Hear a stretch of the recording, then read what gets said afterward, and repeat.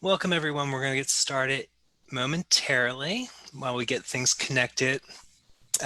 This book chat is occurring in Zoom, but it's also streaming on Facebook Live today.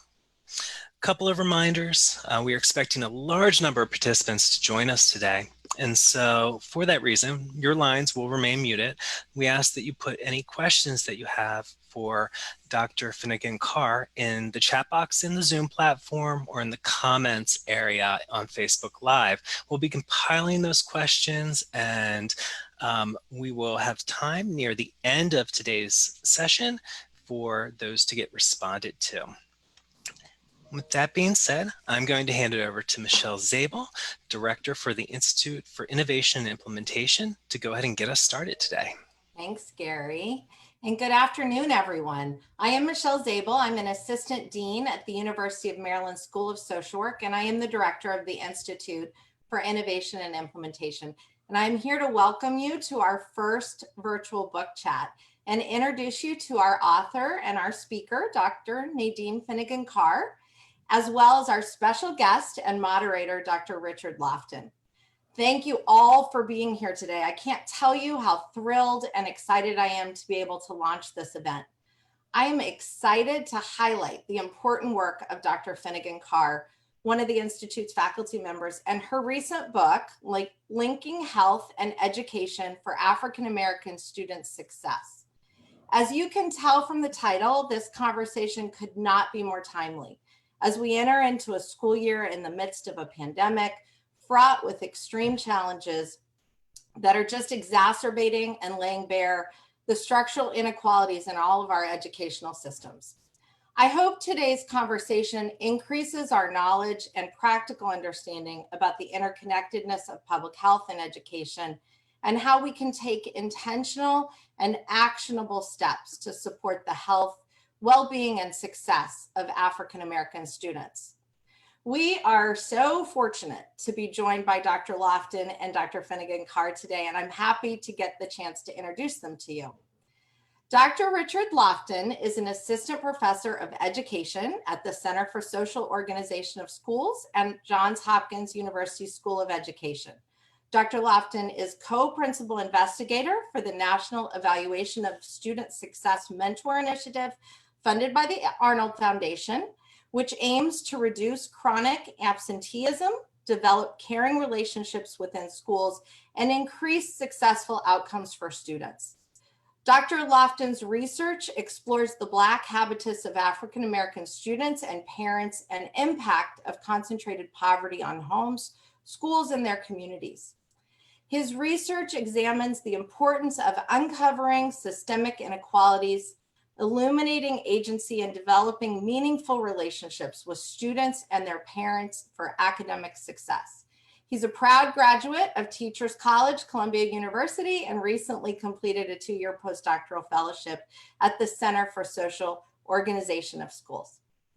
And Dr. Finigan-Carr is an assistant professor at the University of Maryland School of Social Work and director of the Prevention of Adolescent Risk Initiative at the Institute. She's a prevention research scientist focused on the application of behavioral and social science perspectives on research on contemporary health problems, especially those disproportionately affecting people of color. She's the principal investigator of numerous state and federally funded research projects designed to intervene with system-involved youth, like those in foster care and the juvenile justice system. And she has particular expertise in preventing and responding to trafficking and exploitation of children and youth. Thank you again for being here, Dr. Lofton and Dr. Finigan-Carr. I'm now going to hand it over to you, Dr. Lofton, to get us started.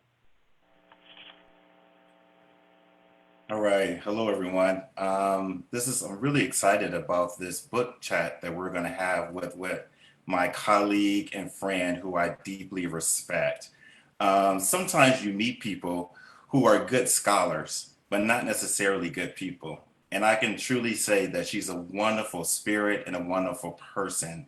But before I even introduce her fully, I just want to pay respects to John Lewis today, a person who devoted his life to make the world a better place. And he teaches us so many lessons when it comes to justice and fighting for what you believe in. And over 55 years ago, he was on the bridge where he was beaten and he continued to march on. And so I want to show that respect to him and then also turn it over to my friend and my colleague, Dr. Nadine Finigan-Carr. Thank you, Richard, and thank you for invoking our now ancestor, John Lewis, as a part of this discussion. I would like to think that the work that we're doing in the Academy is partially his fault. He challenged us to create good trouble. And I think our representation in the Academy, you at Hopkins, me at the University of Maryland, Baltimore, our charge from him is to continue to create that good trouble, not just for ourselves, but for the generations that will be coming after us. So thank you. Let's, I guess, get right into this. I know. Let's keep it real. Let's keep it real. So you know, you my friend, so I can talk to you like we're out having our wine, like we do every once in a while. Exactly. Except without the wine and just the water. Absolutely. So, why was this book so important for you to write? Well, Richard, as you know, I'm an educator. I'm also a public health professional. I'm housed in the School of Social Work and the School of Medicine, and in all of those fields, what happens is that we talk about things like health disparities, we talk about inequalities, educational inequalities, we talk about social justice issues. We throw these terms out, and we act as if all of these fields are different. Like we act as though, you know, for public health, that when we say health disparities, that's the bottom line. And in education, when we talk about educational inequalities, that's what really is the problem. And in social work, we're like, it's a social justice issue. And we scream and we yell. And what I realized is we're all saying the same thing. We act like they're not the same, but we're saying the exact same thing. And we're talking about real children, real youth, real families. And what happened is that I felt like we needed a book that described the structures and the systems which underlie health disparities and educational inequalities and makes this a social justice issue and puts all of the pieces together, because the Academy tends to operate in silos. We tend to work as if we're not interconnected. And by the very nature of working in these multiple fields at the same time, I could see it in a way that others didn't. And so I felt that by writing this book, I could help to put the information out there and package it in a way that not only academics could understand, but that practitioners could be like, that's what I've been trying to say.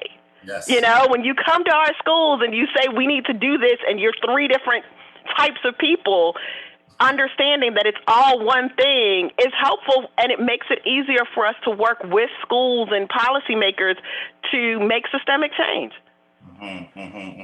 So let's just get into the book. What are some of the main points that you wanted to convey in this book? Sure. So I wanted to make sure that we examined the health behaviors and the risks and how they have an impact on the education of Black children. When I was writing the book, it was very important. So the title is African American Students. Throughout most of the book, we use the term African American. Part of that was intentional. Part of that, if we think about pre-COVID compared to right now in COVID, part of that was in order to get information out there, sometimes you even have to use a term that a publisher will accept. So we use the term African American because and then the other thing is we wanted to make sure that we encompassed all children of African descent here in America. So we use that term. But really, we're talking about Black children, and we wanted to examine what is it that can help to promote them, help them to have positive well-being, grow into productive people, you know, good people. And then at the same time, what are the things that we're doing in schools, in hospitals, in clinics, in education, and, you know, their lives that are actually detracting from them having a good education.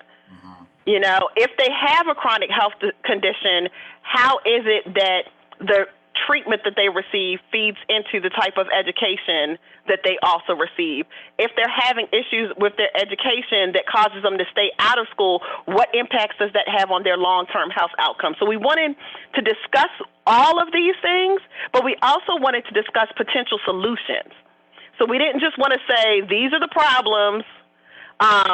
We didn't want to just say, and I definitely didn't want it to come across as they were individual problems, because that tends to be what a lot of books say, is that it's an individual issue, and it's not. So we wanted to discuss what were the systemic and structural problems that led to the issues that impact children's health and education, and then what are some educational interventions and initiatives that could be put into place either in communities or the schools themselves to start to address these issues so that our children can have success.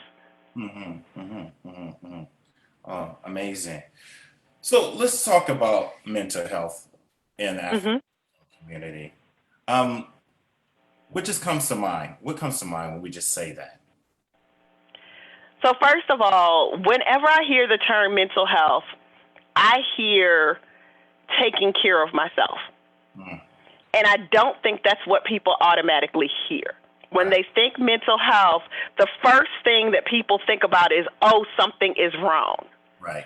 And as a community, we want to start to even think about what is mental health. So mental health is literally the absence of a mental disorder. If you have positive mental health, not just a disorder, but absence of having negative things that are impacting your psyche, it's a good thing to say that I'm taking care of my mental health. Now, if that means that you go to therapy, if that means that you talk about it with good friends, if that means you say no, because that sometimes is a problem for some of us, that's what it is. It means literally figuring out, and in the Black community, we talk about protecting my energy, protecting my peace. Those are all ways of addressing your mental health, and we don't always think of it that way. So when we talk about mental health, that's what we should be thinking about. How do we make sure that we protect our community so that our psyches as both individuals and as a collective are in a good state? You know, so when we talk about mental health, when we're talking about addressing mental health in the Black community, we should be thinking about how do we do that? Right. Just like that's just the baseline of what is mental health for us.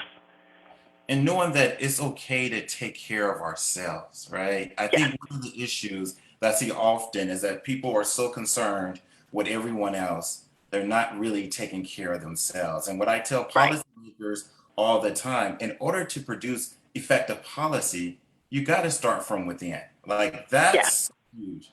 And so I thank you for that. How can schools be a site so that we can meet some of those issues that students are dealing with when it comes to mental health and mental disorders and issues? Yes. So one of the things that we need to start to do is we need to recognize that when a child is acting out, that is not just a disorder to name, claim, and push into special ed. Okay. Or, you know what I mean? Like if a child is acting out, instead of immediately saying this child has conduct disorder, or this child has ADHD, or this child is on a spectrum, or this child, instead of literally being like, what is the diagnosis? And this is an issue both on the education side and the health side. It's like something is happening. We need to diagnose it. We need to treat it. But we're not thinking about what the child needs and why the child is acting that way. And in some cases, especially early on, I mean, there are studies, we talk about some of it in the book, that, you know, we have children as young as pre-K and kindergarten being diagnosed with things that if we treated what they were actually doing first, before we started to treat it as a disease, might actually solve the problem. You know, if a child has witnessed something or has experienced something that is causing them to act out, dealing with first what is the root cause, and then secondly, talking to them like we're talking about your feelings. Like, how do you explain to a 3-year-old? We're experiencing COVID right now, and a good friend of mine, Dr. Blackstock, posted on Twitter yesterday. She posted that her 3-year-old came to her and said, "Mommy, is the corona gone yet?" You know, and she said no. And her daughter was like, "Mommy, I really just want it to go away so I can see my friends." And understanding that those are legitimate feelings. Right. You know, and this is in an extenuating circumstance that's impacting all of our children. But when we're talking about, you know, not just COVID, but if you're talking about a child who has just experienced something that they don't understand, and they start to act up when they go to school because they don't understand, they're responding, they're doing the only thing they know how. And instead of stopping and saying, how can we help this child to manage their feelings, manage their actions, we turn instead to, how do we diagnose this child? They have conduct disorder. We need to treat the conduct disorder. Right. When it might be an isolated incident, but then when you start to treat the conduct disorder instead of treating the underlying issues, it actually does continue. And I'm not saying that there are not disorders. Trust me, I'm a clinician. I understand when disorders really are disorders, but I'm also saying that some of the times we treat something before it really is the thing. Right. You know, and so for schools, what we need to start to do is start to work holistically. We need to go back to, you know, what is happening in our communities, what is happening in our families, how can we help this child in their entire family system, in the entire community system, to deal with what's going on? How do we go back to, in the classroom, talking through all of our feelings, talking through how do you do this, having circle time, having some of these things that we used to have, even, you know, I'm not talking 50 years ago, 40 years ago, 30, even some of the things as soon as 10 years ago that have gone by the way of the wayside, just as we change educational policy. You know, since we went from treat the child to no child left behind to, you know, like we just keep changing what we call it, Right. but we're not necessarily, and in trying to teach to whatever it is, we're not necessarily educating. Right. We're beginning to do things because of what new policies tell us to do, and not necessarily what good pedagogy tells us to do. Right. When you were just talking, I just started thinking about parents who are probably struggling right now, where they may see something, they may think something is not right, but then may not want to trust the educational system, right? Because of these years of not receiving the services or this deficit framing that is so core in the United States when it comes to Black boys and, you know, the Black people in general, and the pathology, you know, how or what do we do to navigate that? And, you know, it's just, I know I'm just throwing that off and that's a hard question for you, you know, but you can handle it. You can handle it. I got it. So one of the things we always have to realize is parents were children. We all were children. Parents were children in these schools.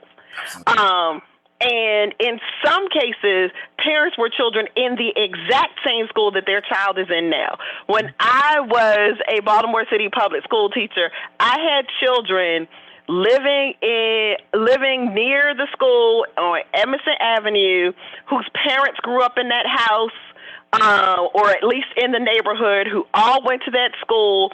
When I was there, I was at Alexander Hamilton School, 145, shout out. But when I was at that school, the school building had just been built in 1988 when I was there in the 90s. So it was a new then. Now it's not new. It was a new then building. okay? And this was the early 90s. But it had been a school that had been there 50 years before that. Like it was, just like we do. We tear down and we put a new school up, and it's still the same building in the same neighborhood, and the same kids go through, and some of the same teachers are there. And so what we have to recognize is that these parents may or may not have good experiences. Right. So when they walk into these school buildings, think back to your first day of school. People forget things like their first day of school, or if they have children, remembering taking your child the first day of school and your child doesn't want to let go of your hand because they don't know what to expect. You become that child again sometimes when there is a difference of opinion between you and how the school is treating your child, and then you're remembering how you may have been treated. And so that makes school-based parent involvement so hard. One of the things, and the other thing that makes it hard is, as educators, as practitioners, as social workers, as medical professionals, we need to remember that there may be whatever site-based programming, but it does not mean that the parents are not the first teachers, and that programming still counts. So there is home-based parental involvement. And what we need to start to do is recognize the humanity in the parents as well as in the children. We need to see them like we see ourselves, like we see our family as practitioners with parents. So we need to do that.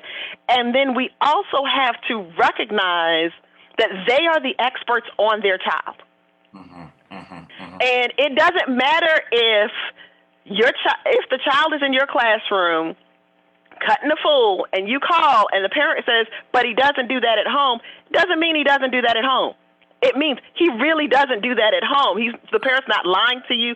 There is some difference that's happening between your classroom and at home. Doesn't mean the child's personality changes either. And what you've got to recognize is, okay, so he doesn't do that at home, or she doesn't do that when she's with you. What are some things that you do that might be preventing that we could implement in the classroom that is safe? Right. And, and able, how can we work together? Because you are their first teacher. I am here for 1 year. You will be there for their lifetime. How can we work together? And recognizing the humanity, recognizing that they were children, and then coming together in this way and looking at how do you make this a team's approach as opposed to you, the parent, aren't doing what I tell you to do. Right. And the parent not understanding. And so what I've recognized, the other thing, and part of this comes from, like I said, experience of being a classroom teacher.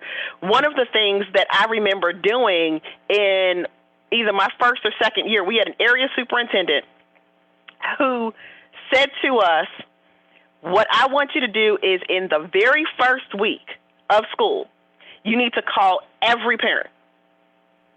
Every single parent needs to be called within the first week, preferably within the first 2 or 3 days of school. Call every parent and just introduce yourself. Say, hi, I'm your child's teacher. I'm here for you. We want to be partners together in your child's education. Literally every child in the whole school district, you were encouraged to call.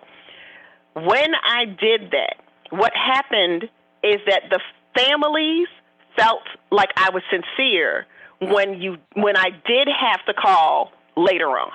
Yes. Because what happens is you've built that relationship so that, because for some parents, you only ever call when something wrong happens. That's not fair to them. Right. Because that means if there are 30 days and for 25 days my child has been good and that 26th day my child acts up, why didn't you call me at least one of those other 25 days and say, I'm really proud of how your child is doing? Right. And some of that helps to appease the fears of the parents in your classroom. It helps so that when going back to mental health, when something is going on at home, they tell you. Yeah. Because the other issue that happens when we mention mental health in most communities, but especially the Black community, is it's stigmatized. Right. And so when something is happening in our community, in our family, that is having a negative impact on our psyche, we don't want people to know. No. I don't want you to know what's going on. I'm not going to tell you what's going on. I don't want that, and I don't trust you enough to tell you. Right. But if I build a relationship with you, when I do call you, Right. and there is something going on, or in some cases, once you really start that relationship going, they call and leave you a message at the school. And y'all gonna laugh at me. They could not say Finnegan to save their life. So I was always Miss Vinegar. I don't know why. And vinegar is sour, but I think I'm sweet, but who knows? But they'd be like, tell Miss Vinegar that they need to call, and I would call. And it was usually because, my other child had a really bad asthma attack.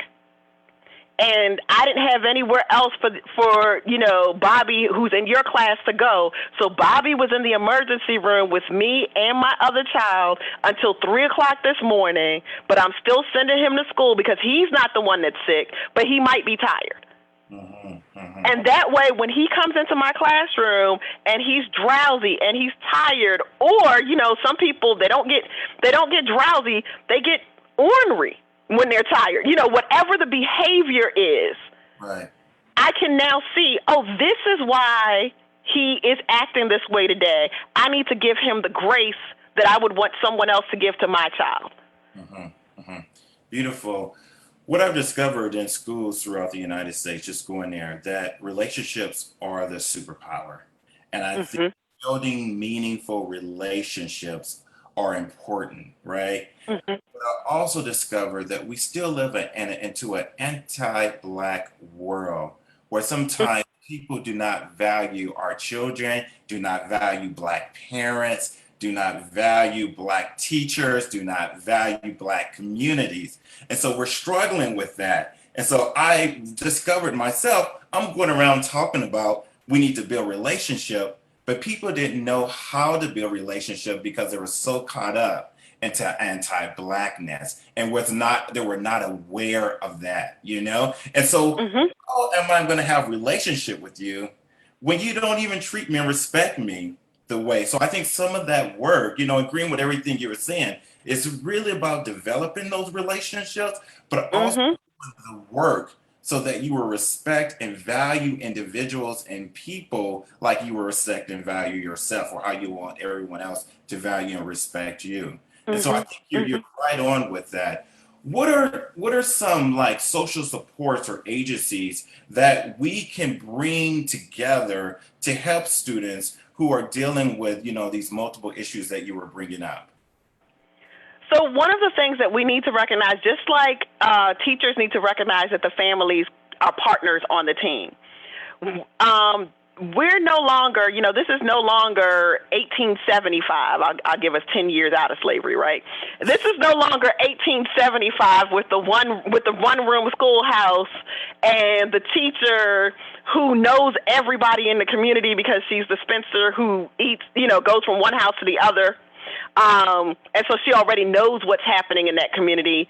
She knows the family, she knows the people and everything. So we've got to start building that relationship. But we also have to recognize that, thankfully, because it's not 1875 and it's also not 1975, that we have other people that can be a part of that team that are in our schools. But we need to explain to people what their role is.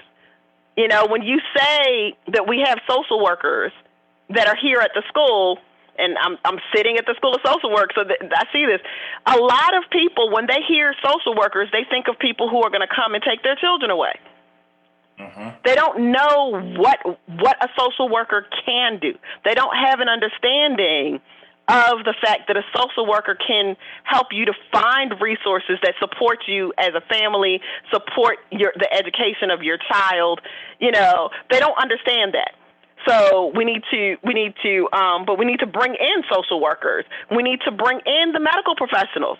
In the case, like I mentioned, of the example of one child, has a severe asthma attack, ends up in the hospital. The other child still gets sent to school.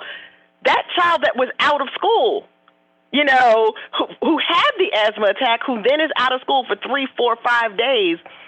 It needs to be more than get a doctor's note to prove that this family is not lying. Mm-hmm. We need to make sure that for that child who has a chronic disease, that you work with the medical providers to figure out how can we support this family from a medical perspective in a way that this child can still handle doing the work from home or not, or what types of tutoring might they need after school. We need to work together with the medical professionals. I'm really big about teamwork, but like you said, the anti-Blackness is pervasive in all of our fields.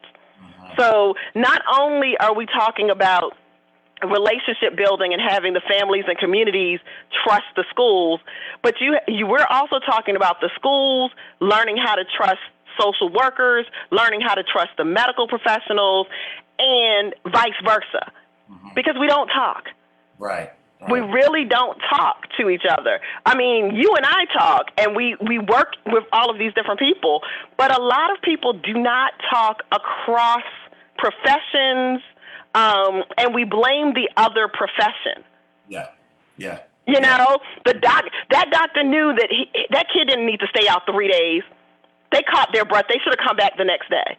I'm even looking at it in terms of the COVID pandemic, when we're questioning the researchers and the scientists and epidemiologists who are explaining to us what we should do in order to stay safe from a virulent disease that is decimating the planet. I mean, we can talk about the disproportionality with African Americans in the U.S., the disproportionality in the U.K. with Africans. We can talk about that, but it literally across the board is decimating the world's population. And we have people who are questioning the scientists, withholding funding, all of that stuff, because we don't trust across professions.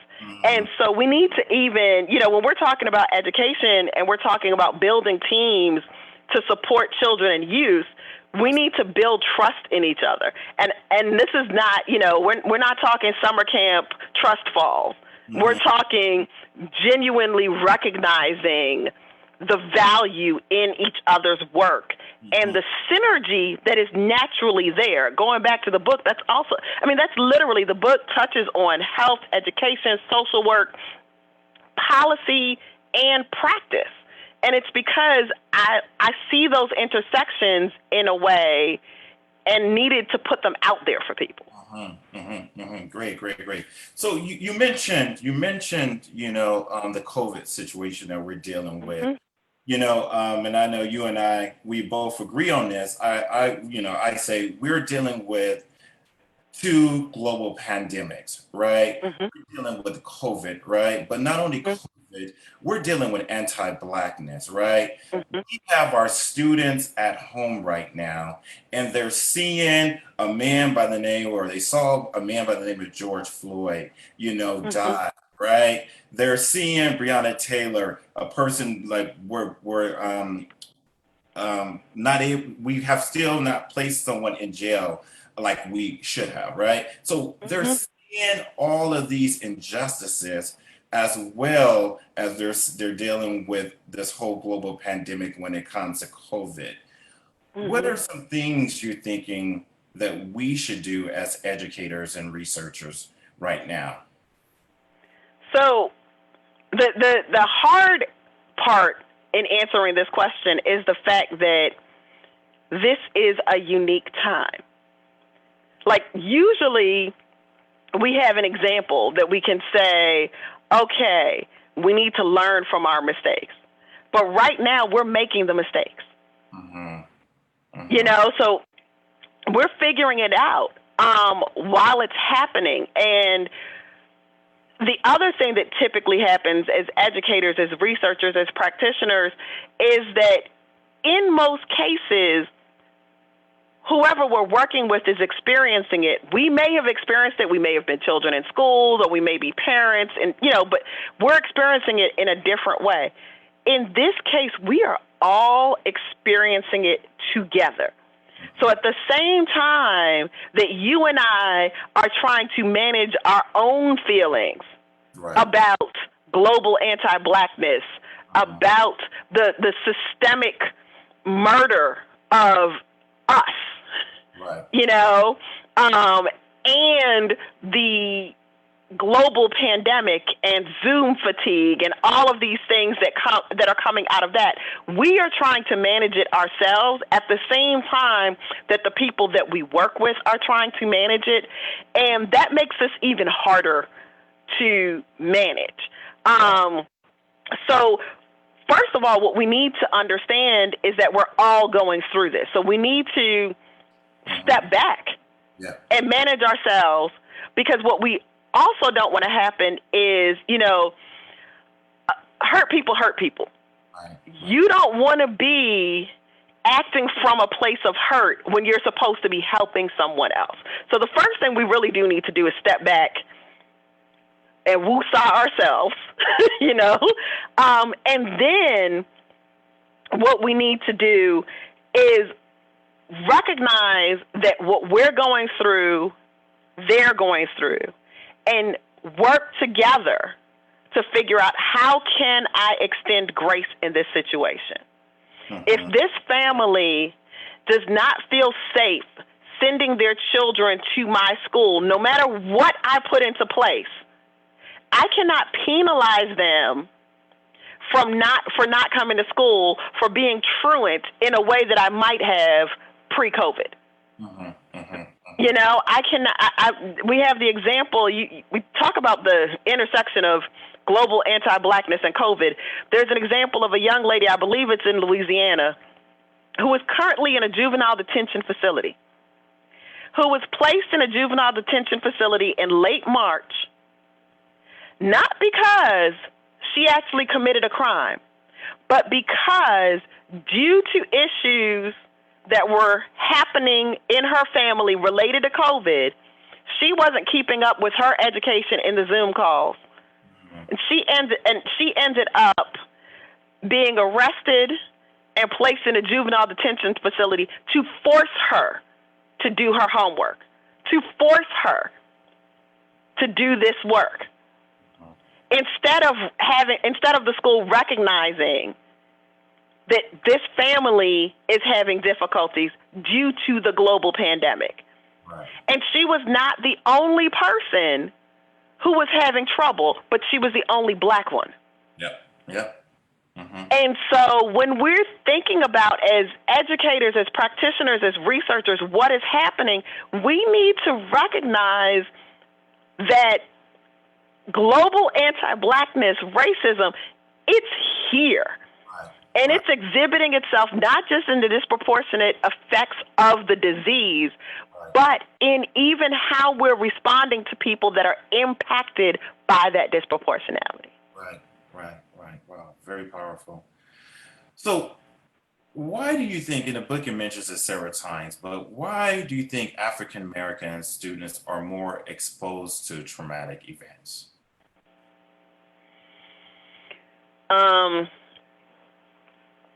I guess I should just name a spade, call a spade, as they say. So,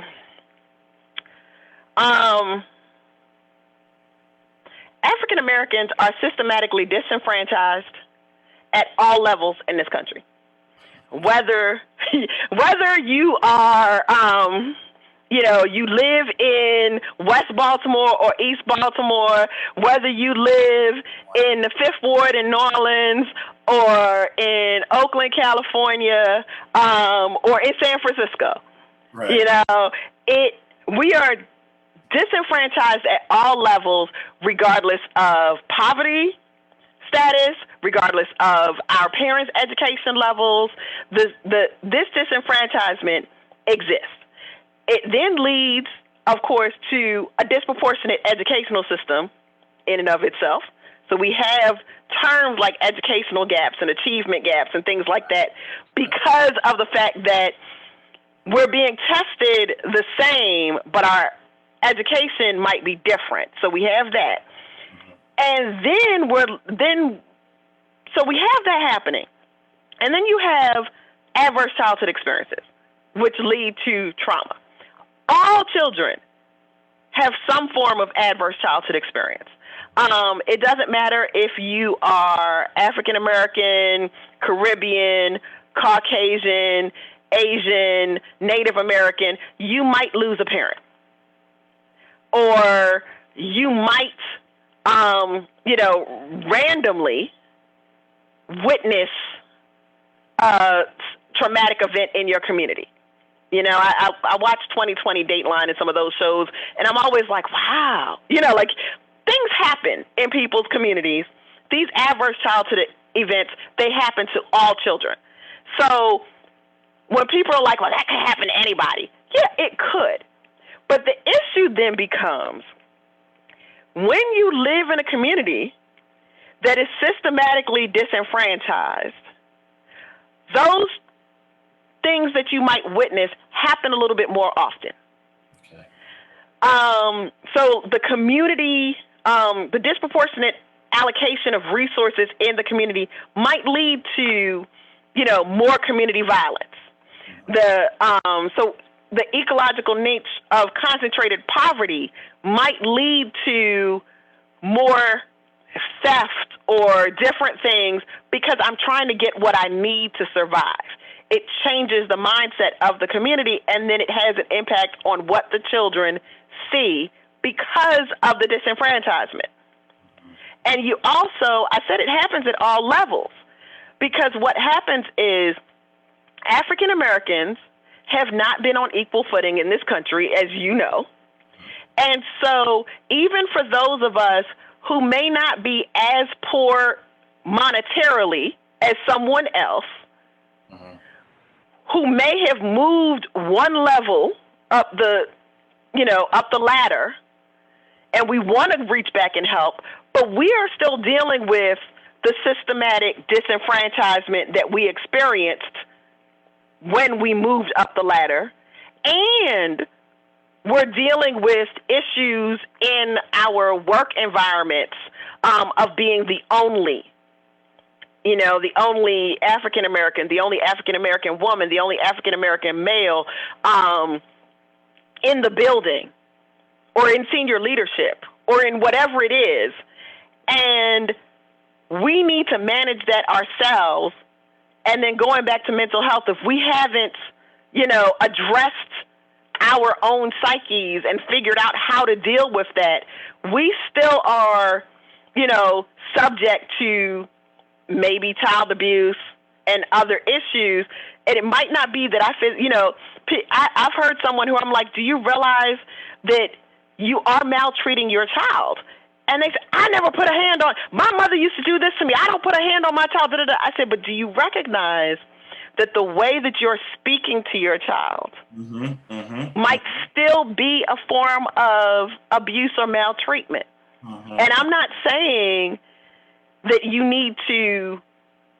that I'm going to tell you how to raise your child, but I need you to recognize that maybe what you're doing is not working, because your trauma, going back to hurt people, is causing you to still hurt your child, even if you didn't mean to. Because every parent means well for their child. Right. Every parent means well. You just don't recognize sometimes when what you're doing might be having a negative impact. So all of that disenfranchisement impacts the families in terms of how they treat their children. It impacts the communities in terms of what the children see. And so when we say that they're exposed to more traumatic events, it's also because of the situation of African Americans in this country and how their communities exist in this country due to systematic racism. I'm going to have one more question, and I'm going to try to get to some of these questions from the audience, which are like really questions. But you mentioned this, you're saying that, there's, people talk about these gaps, right? This achievement gap and these educational gaps. How do we address the issues that students are encountering?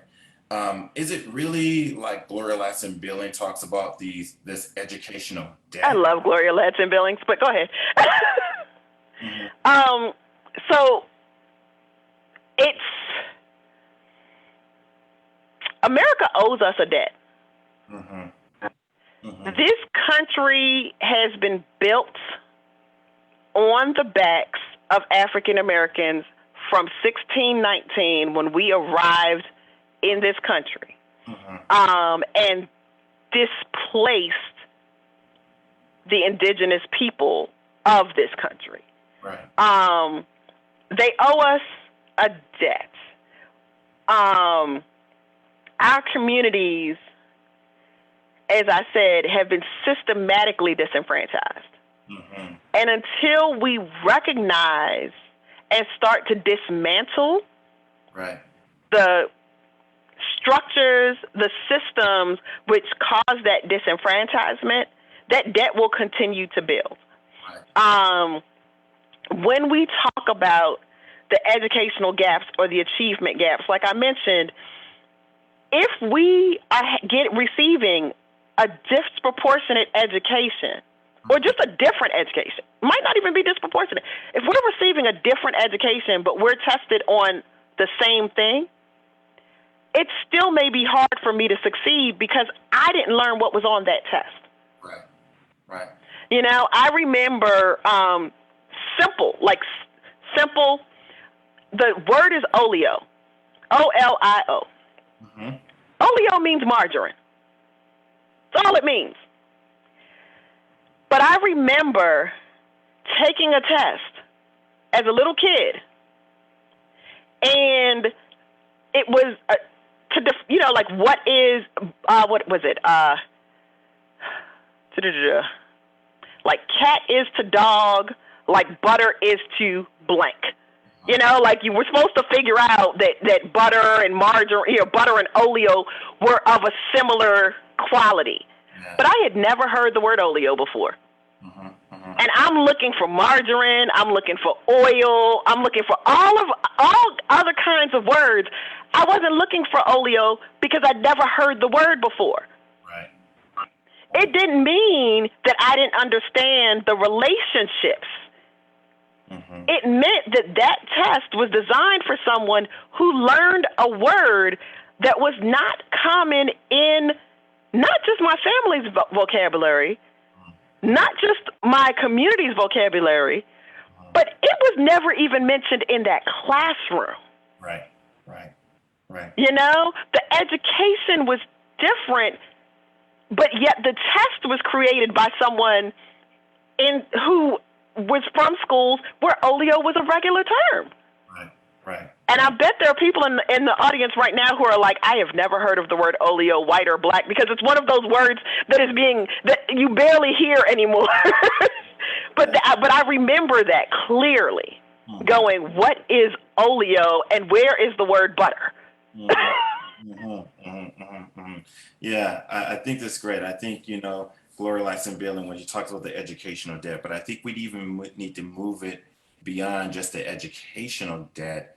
Also think about concentrated poverty and move away from poverty, because it also often have this negative connotation, right? But look at concentrated debt, the deadline and the disinvestment, the under-resourced schools. I think we can make a strong case when we examine the research and the literature and the lived experiences that there's a concentrated debt that we are facing in the United States when it comes to Black children. But it's the same debt that Martin Luther King in his I Have a Dream check, when he talked about that blank check, so yes.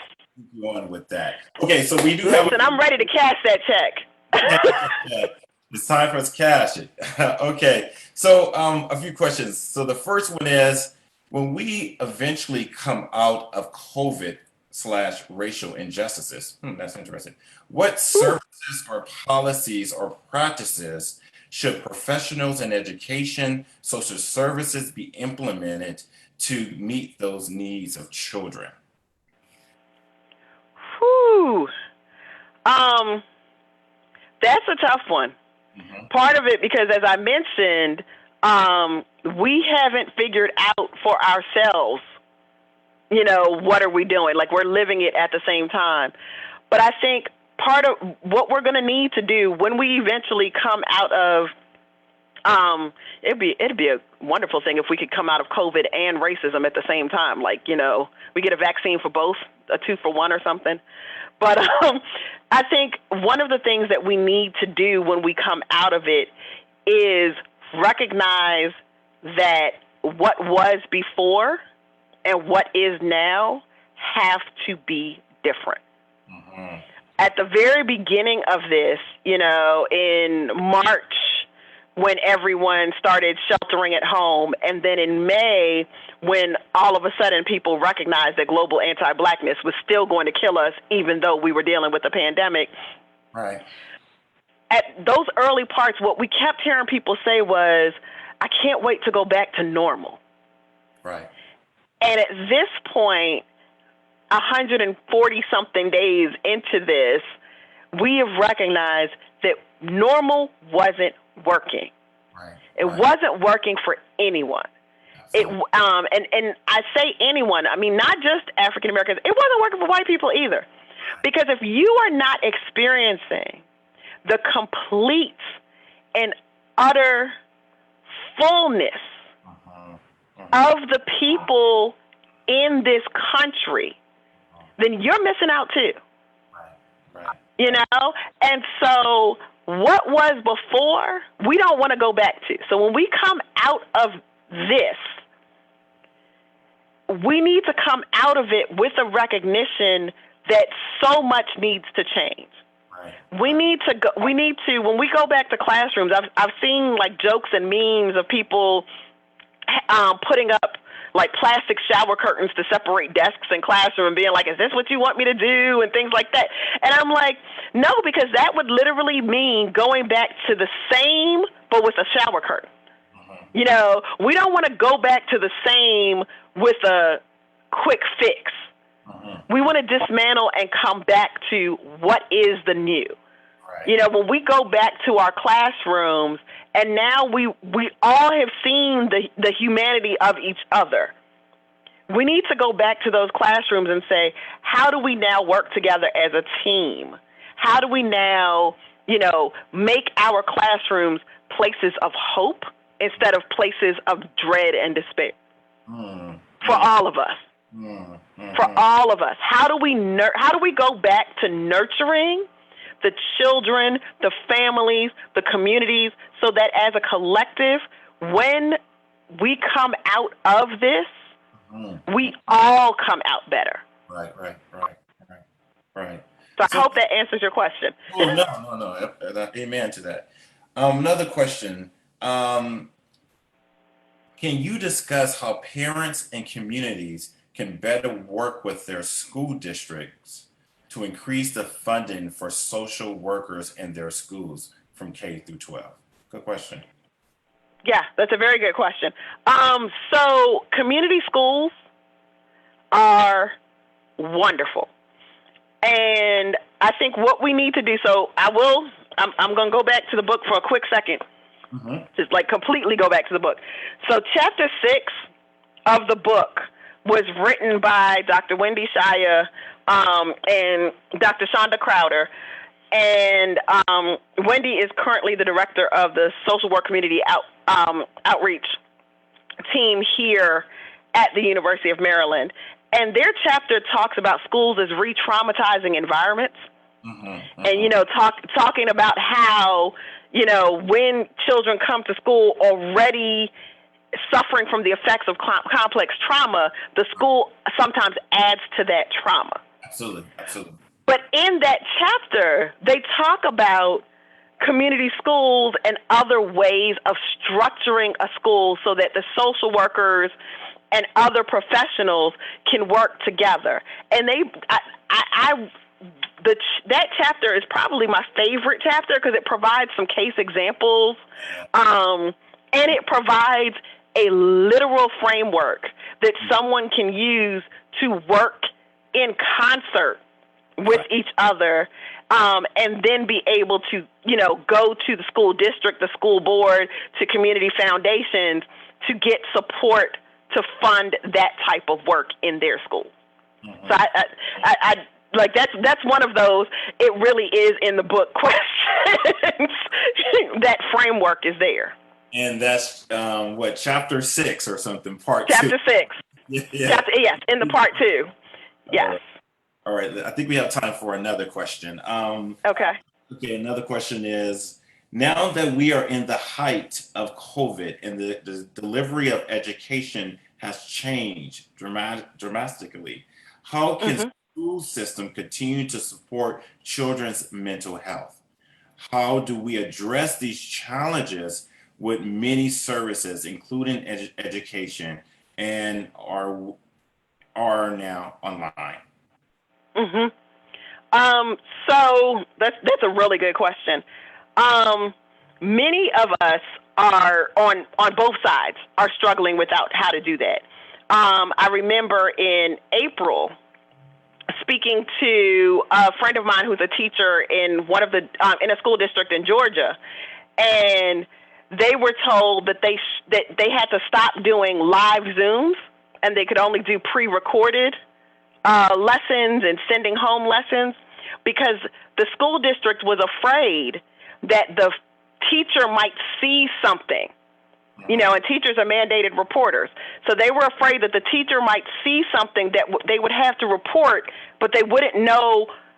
So the person they reported it to would be hindered by the COVID pandemic in responding appropriately, because we're all still trying to figure that out. So, you call, and the social worker who would normally, go and do an investigation can't go because there's a shelter in place, all of these things that are in place. As we look ahead, and in some of our school districts, we're starting school, whether it's online or, God forbid, the ones who are trying to do in person, in the next 2 weeks, some of these school systems are about to start back. And what we need to recognize is that teachers need to be able to reach out to those mental health professionals that are at their schools, at their school districts. Those professionals at this point have started to do training in, home calls, things of that nature.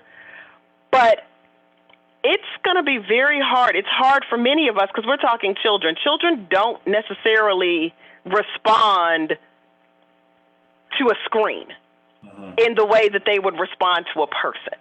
Right. Even adolescents, children and adolescents, I'm talking, they don't. We think we do. Yes, we're all tech savvy, and yes, they talk to their friends, and they might have an iPad or an iPhone or an Android. It doesn't matter. They're on these things, but it's not real.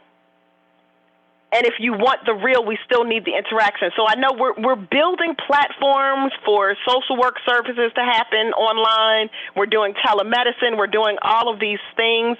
And the school systems are trying to put all of this in place to support the mental health of our students. But it's going to be very interesting when we really do cross over to being back in community with each other. That's when the real work is going to begin. The real work to support our African-American children and adolescents in schools. We're going to be supporting them remotely, but the real work is going to happen when we can come back and build these communities together in the new, whatever that is, post-COVID. And that's where the real work is. I want to make sure that everybody understands that what we're doing right now in the virtual platform is still not real. And for all of us, we're going to have to give each other grace to learn what we're going to all need at the next level. Because going back to that 3-year-old that I mentioned from the beginning, we don't know what impacts that's going to have on that child when they finally get back to whatever. Right. We don't know. And so we need to be prepared for anything. And to recognize that it's going to have an impact on us too. Absolutely. So it's 5 o'clock. And oh wow, yeah. I know. So that was I knew our time would go by so fast, So I'm very honored and glad we had this conversation. Do you have a few words and you want to close it and wrap it up? Sure, sure. What I do want to say is look for the solutions at the same time you're identifying the problems. Wow. And I don't mean quick solutions. I don't mean Band-Aids. I mean the literal solutions. We all need to start to recognize what the problem is and start to think about how can we solve the problem, not the symptom, but the actual problem. You know, if I'm bleeding and you tell me to get a Band-Aid and my wound is so deep, but you've never looked at the wound, you've just paid attention to the fact, oh, there's blood coming out. Right. You're not fixing my problem. Right. Right. We need to start to look at the problem and then think about the solutions as opposed to symptoms and the solutions. A Band-Aid on a bullet hole is going to do no one any good. Right. Right. Right. So, but thank you, Richard. I really appreciate this. I do want to thank Michelle and the Institute for suggesting that we do this. I did notice, because the chat was coming fast and furious for a minute, we probably didn't get to all of the questions, but thank you. I hope we got through enough. And of course, last but not least, buy the book. It's available on Amazon. I didn't notice they put it in the chat, but please, if you haven't already, buy the book. And yeah, thank you, Richard. Thank you to the Institute, and thank you to all of our participants. All right.